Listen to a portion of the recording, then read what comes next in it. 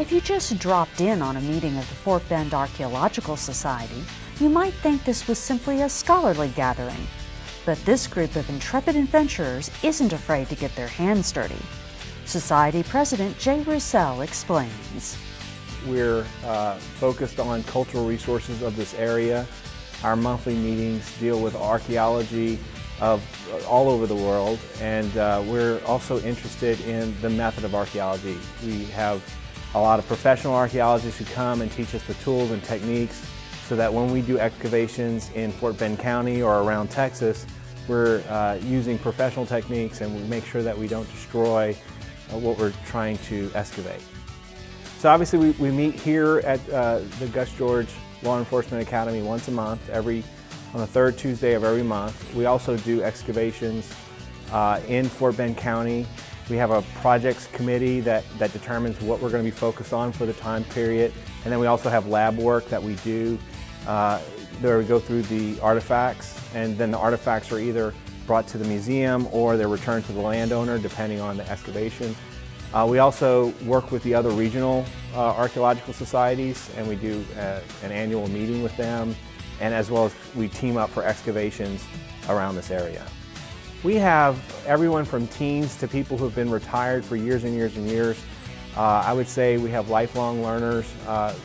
This summer I did an excavation with a team, and the lady that we were working closely together was a pediatrician, but she had gone to Yale, she had studied archaeology, and then really loved it, but pursued a medical career, and then so now she does medicine during the week, and then she does archaeology during the weekend. So we're avocational archaeologists.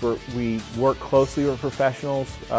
They help oversee a lot of the work that we're doing, but a lot of us are sort of lifelong learners with a deep interest in usually history, quite a few interested in early human cultures that are here in Texas, and one thing that you'll see across all of the archaeological societies is a deep curiosity, a willingness to learn, and a love of mystery that we can uncover. Dirk von Turenhout, curator of anthropology at the Houston Museum of Natural Science, is a regular speaker for the group. He understands well the contributions of non-professionals to the field. We've had various exhibits at the museum that make that point. And the same thing here with the Fort Bend Archaeological Society. People who are what they are sometimes calling avocational archaeologists as opposed to professional, we're all interested in the same thing. What were people up to in the past?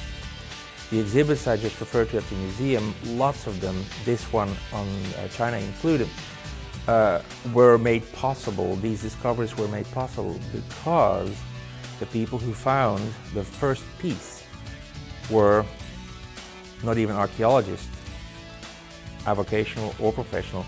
In some cases a farmer who's digging a ditch and they find stuff. Well, in China that's quite often the case. We've had exhibits before on cave art in France. It's a little boy chasing his dog who's chasing a rabbit, and the rabbit goes down the hole and the dog follows and the boy follows too, and the next thing you know, when the flashlight comes on, oh my God, here are all these paintings on the cave wall. Never seen before. Accidental discoveries.